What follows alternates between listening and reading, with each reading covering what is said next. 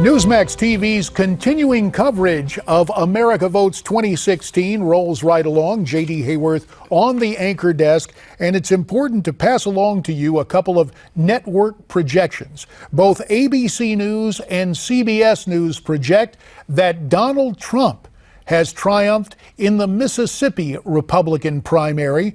Trump with a substantial lead, as we see just 2% of the precincts reporting 52-38 over Texas Senator Ted Cruz, but based on exit polling and the trends at work in the Magnolia State, it appears that Mississippi tonight can be counted as Trump country. Now, let us continue on with what we are doing here tonight, offering you top flight analysis of the evening, what has already happened and what may happen. And to do so, I'm joined here on the anchor desk by Newsmax TV political analyst and presidential advisor Dick Morris. Dick, it's great to have you in tonight. Good to be here, JD. Your initial reaction to what we're seeing early on? Well, let's go through each of the candidates in terms of what has to happen tonight. Trump needs to arrest the talk of his downturn. He was badly shaken by a poll today that showed Cruz beating him by 14 points in a one-on-one race. So he has to win Michigan, and he has to win Mississippi, and he's winning both of them. That means that the rumors of his crash and demise are premature. Mark Twain said the rumors of my death are premature and grossly exaggerated. Cruz needs to get at least one win out of tonight. His best bet is Idaho, and we'll see how that goes. He's lost Mississippi. He's losing Michigan. He doesn't have to win Idaho, but it would be good. Kasich needs to win Michigan. And he's trailing now by about 10 points. And that's if he loses by 2 or 3 points, that's okay. But if he loses by 8 or 10, he had earlier said Michigan was a must-win for him.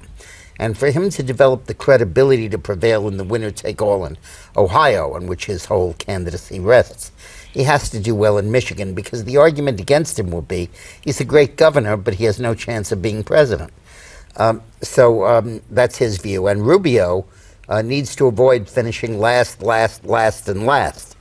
at the moment, he's 3 out of 4. Well, we will keep our eye on that. You mentioned Michigan. We would be remiss if we didn't call back in my former congressional colleague, Pete Hoekstra, who is backing John Kasich in the race. He is in Holland, Michigan tonight via Skype. Also via Skype from the nutmeg state of Connecticut, it's the former Lieutenant Governor of New York, Betsy McCaughey. You ought to mention that Pete was the congressman from Michigan. Well, did I not mention that? My old colleague on the Hill? Yeah. I thought I mentioned that. He's the only one who knows what he's talking about. Well, I'd like to think I have a couple of things to say based on experience on the ballot, but let me also bring in my friend who precedes me every weeknight here on Newsmax TV at 7 o'clock Eastern, Steve Malzberg. Now that they have been properly introduced and we got a friendly amendment here from Dick Morris, let me turn to you, Congressman Hoekstra, or should I say Mr. Chairman, since you chaired the Intelligence Committee.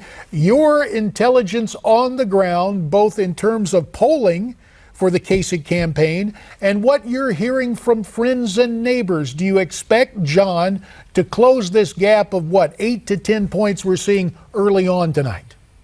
I think we're going to be happy tonight, and I think we're probably going to stay in a point where we're trailing Donald Trump by single digits, and that's probably how the night's going to end up. I think John and the Kasich campaign are going to be relatively happy with those results. Obviously, we would like to have won, but clearly what we've seen is a lot of momentum in the last 4 or 5 days, but we're going to be significantly ahead of Senator Cruz, and Marco Rubio really didn't even play in Michigan. It's really good possibility he won't even hit double digits. He will not hit the threshold to get any delegates coming out of Michigan. And I think this will ramp Governor Kasich up for a successful run next week in Ohio. We would love to have won, but I'm not thinking that's in the cards tonight. I think Dick's right. Yeah, but Kasich has to win someplace other than his home state. Well, we'll see what happens there. Let me turn to Steve Malzberg. Steve, you often, with apologies to Billy Joel, represent a New York state of mind, as does Betsy right there. But isn't it interesting that based on what we're seeing, the South is Trump country. I mean, just about every state part of the Southeastern Conference has been solid for Donald Trump, and it's happened again tonight in Mississippi. Well, this just speaks to, and I think it was Betsy who earlier on in our coverage correctly stated what people are talking about, and more should be talking about, that Donald Trump has turned everything upside down. He is bringing people into the party. He's attracting people who would not be voting in these primaries. Every state, every week, there's a record here, a record there, and that record is because of Donald Trump. The record TV viewership is because of Donald Trump. He has got all kinds of people. That the customary emphasis on evangelical voters is grossly over-exaggerated in this election, because Trump has swept one so-called evangelical state after another. Not that evangelicals are not religious, but it's not the only thing on their mind. Betsy, that was going to be Ted Cruz's, baby. I mean, all evangelicals were going to support Ted Cruz, and we found out early on that Donald Trump, nationally and state by state, has won evangelicals easily. So, I mean, that's to your point, I think, but it's definitely to my point.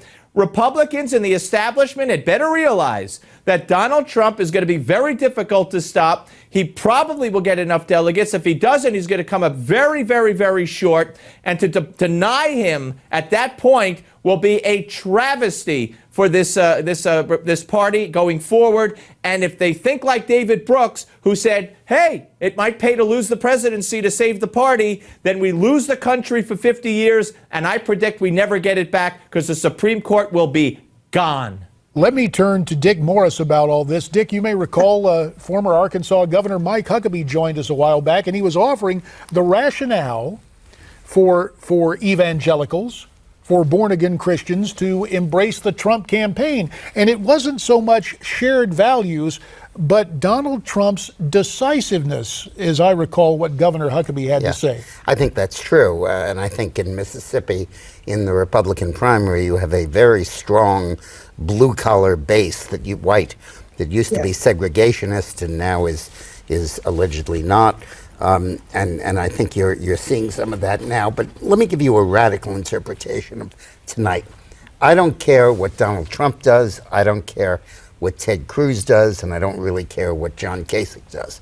I care what Marco Rubio does. Because Kasich is too liberal ever to win this nomination. And ultimately, Cruz will defeat Trump head-to-head. The last poll is 55-40, or 54-40. The issue is, will Rubio be in that race or not? And the question is, are the people who would normally vote for Rubio voting for him, or are they switching to Cruz and Kasich? And in Michigan, you see that they're not voting for him. And in Mississippi, you see that they're not voting for him. Well, let me turn to John Kasich, because, John, when you hear Dick offer that analysis that Kasich is not conservative enough to win, with the minute that remains, Pete Hoekstra, I guess you might have a response to that. Yeah, I have to always laugh when they call John the liberal or the most moderate in the race, or too liberal to win a Republican nomination. This is the guy that is the most fiscally responsible, actually balanced the budget, federal budget. This is a guy that led successful reform of welfare in Washington and cut taxes, and he's got the same record in Ohio. He is a successful conservative who has brought prosperity to America and to Ohio by governing conservatively. Well, obviously, during our time in the House together, Pete, when John Kasich chaired the Budget Committee, he certainly had great success with fiscal conservatism. We will see what happens tonight. Pete Hoekstra tonight in Holland, Michigan. Betsy McCaughey checking in from Connecticut. And Steve Malzberg from Newsmax, New York. Obviously, we thank you all for your input. Very quickly. Before we let Congressman Hoekstra go, let me just say that he has written the best book about Libya, about Benghazi, about the stuff that led up to it. What's the title again? Architects of Disaster to the Destruction of Libya. Thank you, Dick. Fair enough. We thank you very much. We even got the book plug in. Now, let us plug our continuing coverage as we monitor these numbers. We hope you'll come back following the break. America Votes 2016. M&M High is the acronym.